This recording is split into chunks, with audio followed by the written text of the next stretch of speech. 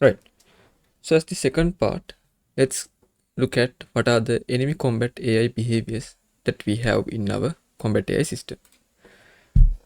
So we are going to discuss about what are the enemy AI types that we have and some brief introduction about the co-implementations of the AI features in our asset.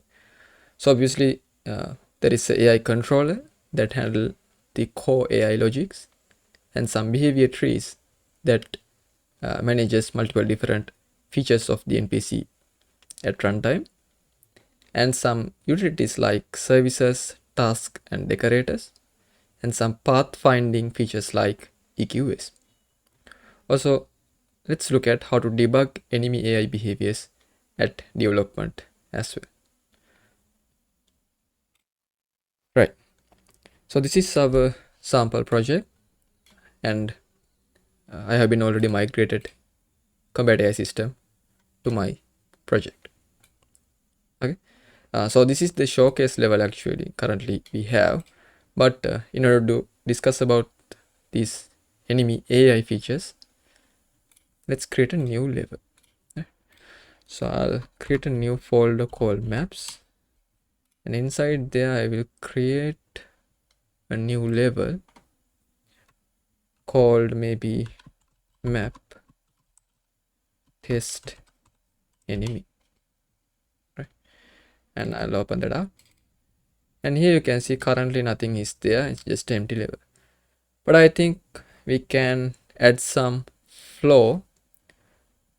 So instead of manually adding the flow like this, I just copy from the I just copy from one of the existing map, so it will be quite easy. So let's look at the showcase map, and I'll select this flow and I'll copy that thing. Right, actually this flow is having this static mesh, which is the default mesh comes with the Unreal Engine, and this sample material, which is I'm using at the as a demo material, right, at the Combat AI system. But anyway, we don't need to do these configurations. We just simply copy the flow and go to our maps and paste it there. Now you can see actually that flow is appeared on the level, but still everything is dark because there is no directional lighting or skylights. So you don't need to actually manually add those lightnings as well, because since we have a dedicated manager called TOD manager, it will handle all of those features for us, right? So you can simply drag and drop that component into your level, and you can see the sky lightings, directional lights, sun, atmosphere, and fog. Everything is initialized by default, right?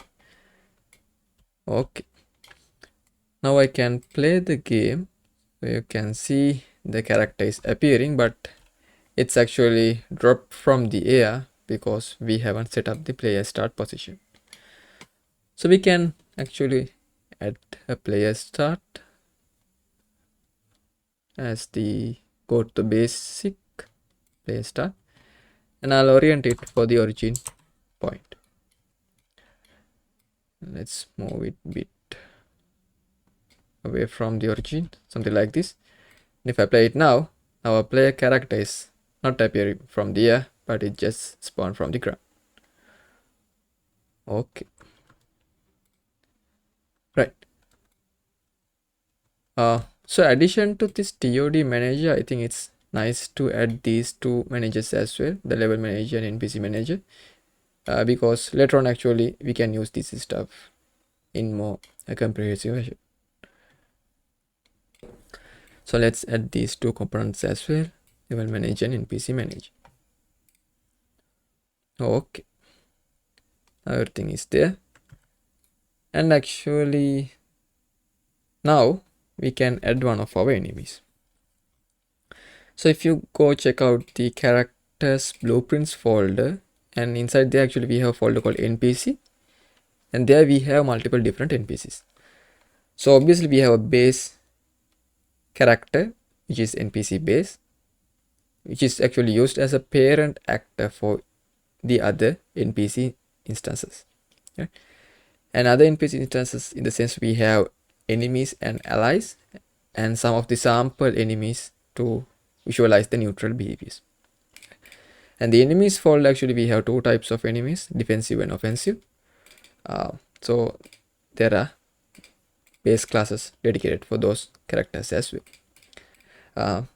So defensive, in the sense it's like trying to attack the find dead attacker in more active manner, like it tries to go towards the attacker and try to neutralize the character. And in the other hand we have that's the offensive. On the offensive mode, actually the enemy tries to come forward and try to in active mannerly neutralize the attacker. The defensive mode, actually it tries to get away from the attacker and try to sort of make a passive attack. Right, so we'll this stuff in later when we do some debuggings, but just to get an idea, make sure you have these two types of enemies. And also we have some ally characters, which are sort of like the friendly NPCs for the player. And to visualize some of the neutral behaviors, we have added these 4 NPCs as well, but I'm not going to discuss this stuff in this session because this one is targeted for combat AIs, and these neutral behaviors we'll discuss in a different episode. Okay, so for now I think we can add a base enemy, right? So if I go to NPC, in the base directory we have this NPC base. So I'll add this thing to here. Now we have a base enemy, and let's play test. Here you can see actually the NPC has been spawned, and it tries to shoot me, and it can shoot but it can't move, because actually currently we haven't added any sort of nav meshes to our level, right? So let's add a nav mesh volume as well. So let's go to the volumes, nav mesh bound volume,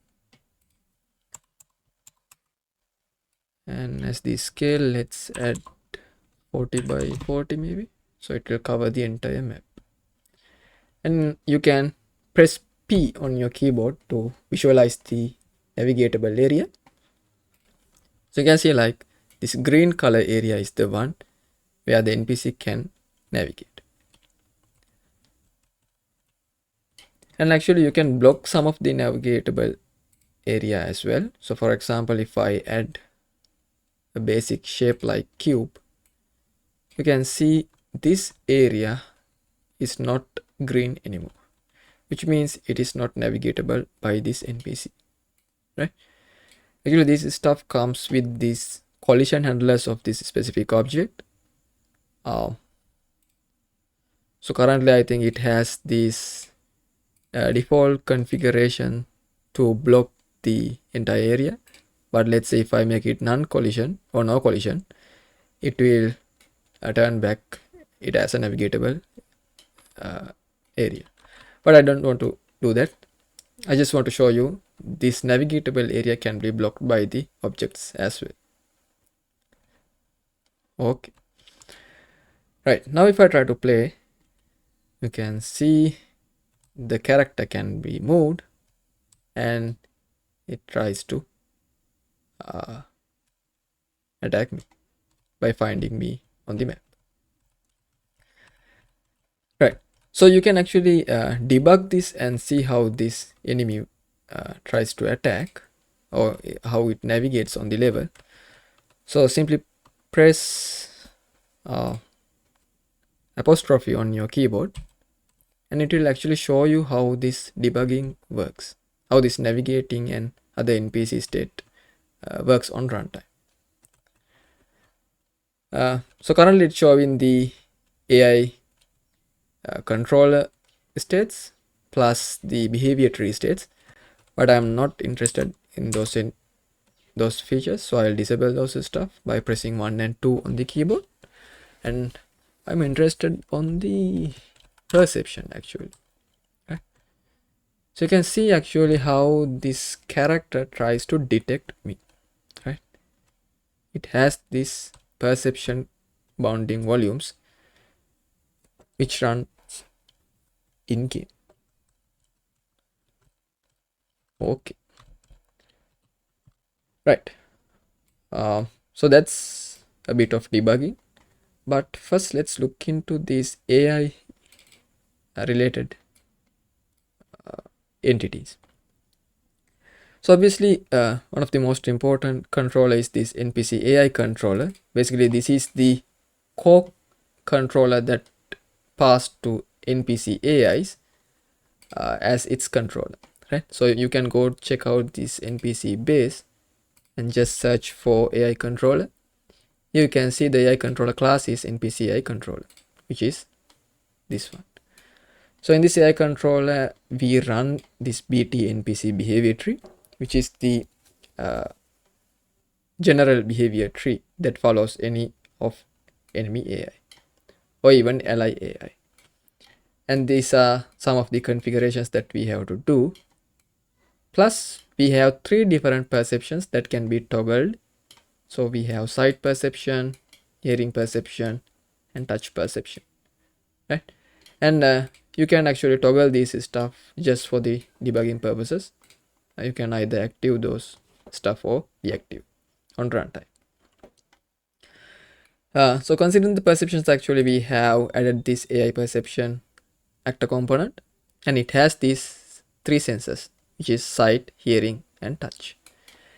And so whenever one of these senses has been triggered, this on target perception update event will be called, and based on the sense, these 3 handlers will be used to handle that specific sense, right? So we have a handler for sight sense, hearing sense, and touch sense. Okay. And considering this behavior tree, actually we have this BT NPC, which is sort of a general version of the behavior trees, and it has nested behavior trees within this behavior tree instance, right? For example, we have BT attack, which is a dedicated behavior tree that controls the attacking features, and we have like BT flank, which controls the flanking features of the NPC. Likewise, this sort of nesting other behavior trees as well, right? But this is sort of a parent behavior tree. So if I explain very briefly how this happens, is like basically it tries to find a target actor, and if it detect, or if the enemies detect a target actor, it lock that specific actor and it tries to attack, right? And if the target is not set, it tries to flank and find that specific target actor, and in case if the actor has not been found, then it will simply clear its target and it will go back to its neutral state, right? And if it is detected, it will keep detecting the character and for focusing into that specific character and initiate an attack, okay? So in order to visualize this stuff, maybe let's try to play test and debug so it will be easier to understand, right? So I will make it a bit smaller so we can see how this stuff works.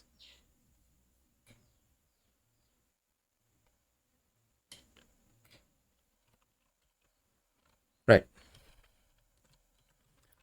now I'll go and see the within the perception range of the character. Now you can see actually it's attacking me, right? and you can see actually it's keep detecting and attacking to this specific target actor, right? So I'll open the debug perceptions as well. Okay, I think I have been dead. Let's restart the level. No, right?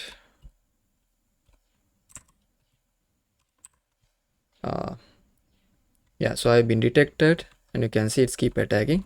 And if I get away from the attacking range, you can see the NPC is actually flanking, and it tries to locate me again. And let's say if I'm located, then it's attacking again. And if I get away from it again, it's tried to flank, right? So flanking is basically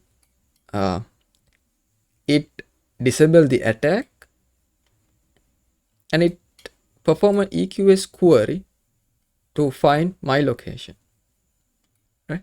The best possible location where the character is found or possibly can be found at the level, and it tries to move to that specific location.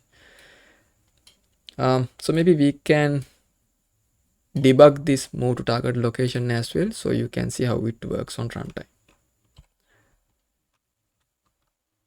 So I will increase its size, and now you can see it attacks me because I'm at the perception range, and if I get away from it, you can see it tries to flank, and you can see like a blue sphere has been appeared because that's the target location used by the EQS query. And you can see actually how this EQS query works as well. You can see like sort of green spots has been appeared on the level. So these are the actually EQS queries, right? So when it is flanking, it try to repopulate the EQS query map in the level and tries to find the best possible location to move. Okay, so that's flanking. And the attacking also, I think we have been covered.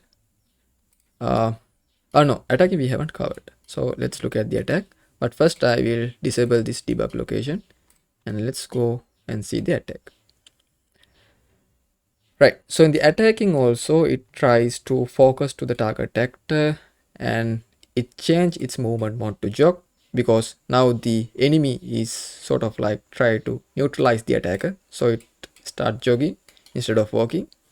And if it check whether we can shoot or not, and if it can be shoot, then it attack to the character and alert the nearby enemies as well. So for example, let's say there can be multiple enemies in the level. So if one enemy is detected the character or the player or any enemy attacker, then instead of that specific actor shooting towards that specific attacker, all the nearby enemies will be alerted and tries to neutralize the target. That's the alert others feature. Plus, in order to add more dynamic behavior for the characters, randomly it tries to toggle crouch as well. So you can see the random has been true. So sometimes the enemy will try to crouch as well. And here are the two types of attack modes that I've described before. So we have offensive attack modes and we have defensive attack mode, right? So in the offensive attack mode, actually the enemy is trying to find a closer location for the attacker, and in the defensive attack mode, the enemy is trying to find a location far away from the attacker because it's defensive, right? So this will be actually triggered based on this specific attack mode, right? So this is an enumerated value. So you can actually go and see whether how that enumeration works. So if you click the NPC base and go to the Combat AI system, Here you can see we have a enumeration called attack mode. So currently it's offensive. So the attacker is tries to come towards the, or the enemies try to come towards the attacker and try to neutralize him, right? So let's see how that works.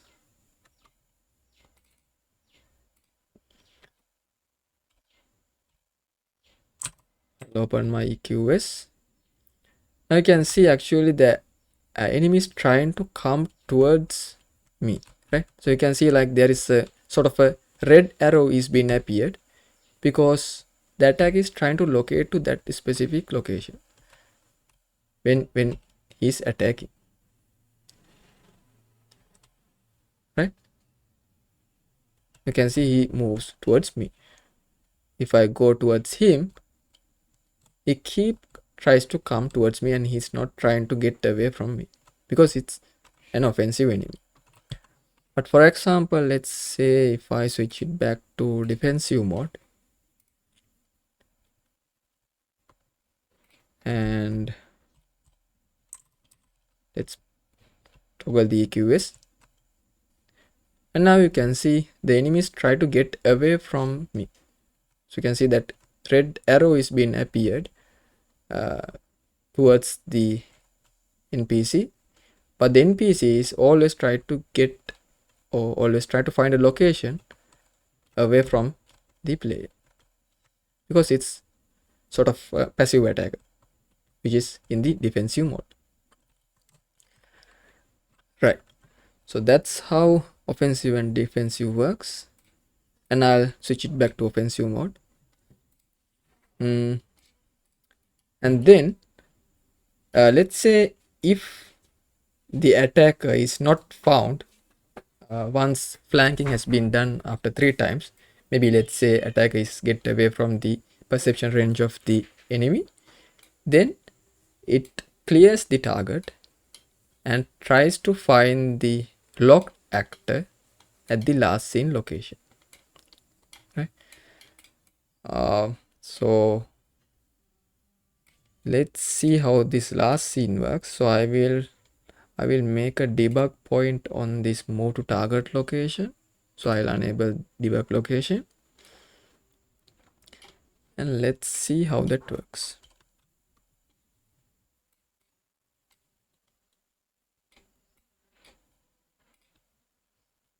Right, now we can see actually the attacker or enemies detected me and is keep attacking, and let's get away from the enemy, and now he's flanking 3 times. So once, twice and thrice. So he search for 3 times, actually not for searching, it's flank for 3 times.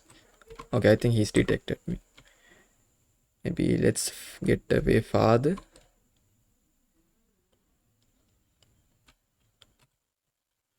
Okay,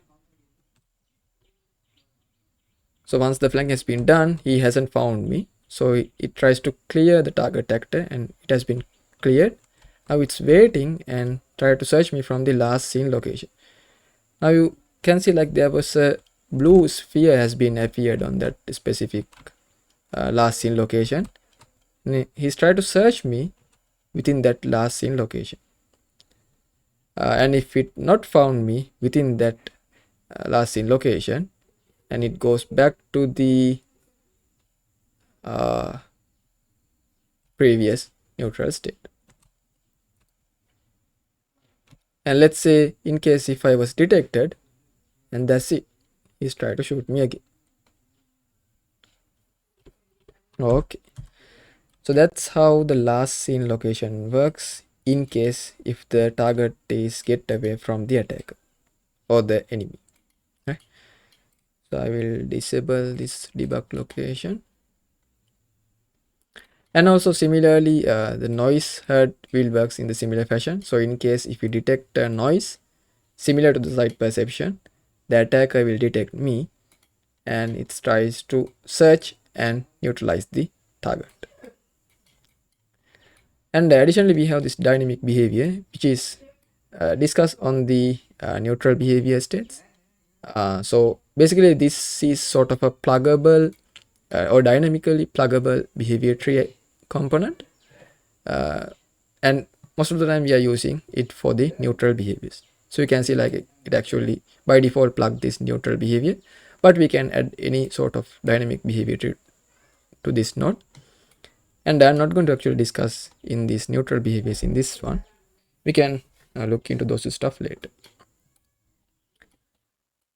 Right.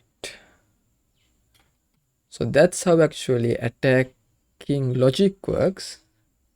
And additionally, there are some configurable values at your combat AI systems enemy.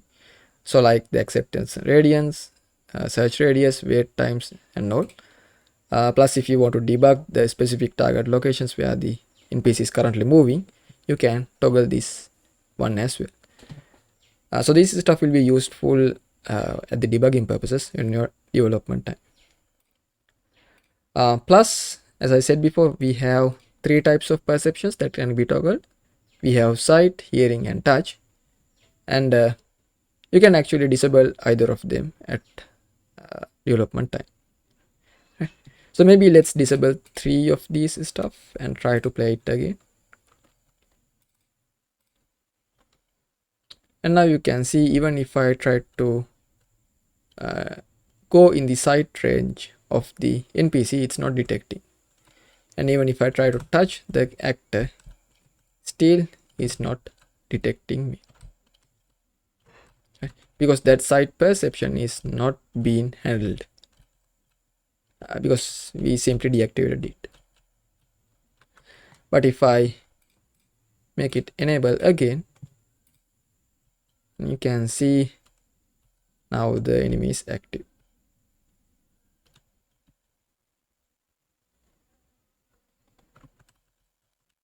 Okay. Right. Plus additionally, we have this heads up alert. So mainly this is used full at the debugging purposes, I believe. And I think some games they show this sort of heads up alert for the NPCs as well. So here you can currently see like there's a sort of a yellow voice button and red eye icon has been appeared. So that's actually those are the components from the heads up alert. Okay. So basically, I think in the debugging purposes, when you have multiple different enemies in your level, it is quite useful to see what sort of a perception that the NPC currently have. So you can see like if it is noise, then it will appear that yellow voice sound icon, and if it is a sight perception, that red eye icon appear, and if it is a touch perception, you can see like there's sort of a red skull icon appear, right? So you can easily debug and see what is the perception that a NPC currently have. And maybe at the production level, you may not need to show this heads up alert. So you can simply disable it. And if you play it again, then you can't see that heads up alert. Right. But in my case, I will enable it again because this is just a development preview. Okay. Right. So that's how actually NPCIs works. Plus additionally, I can maybe show you how the NPC ally works. So I have created this NPC ally component. So I can drag and drop it to there and go to the combat AI system. So it has the similar configurations like this NPC. The only difference is like it is our ally, because if you check its actor profile system, its team is blue. So blue team is actually a friendly team with the players team. So you can go check out what's the players team is. So players team is basically green team, and green and blue teams are friendly teams, right? So you can check out this DT teams data table, and you can see the friendly teams, who are the friendly teams, right? So I'm not going to go in much detail about these teams and other stuff, because later on we have dedicated sessions to talk about those stuff. So currently just remember this blue character is one of our allies, so I can actually command that ally. So you can see, like, if I command it, it's try to follow me, and I can keep it hold as well, something like this, and I can command it back to follow me, so he will follow. And since I have an ally, I can initiate a coordinated attack to this enemy. So you can see he will help me to neutralize this enemy because he's my ally. Okay, right. So that's two types of actually the enemy combat that we can perform. We have enemies, we have allies, right? So I think those are the stuff that I want to discuss in this tutorial, and we'll see more features in later episodes. See you there. Thank you.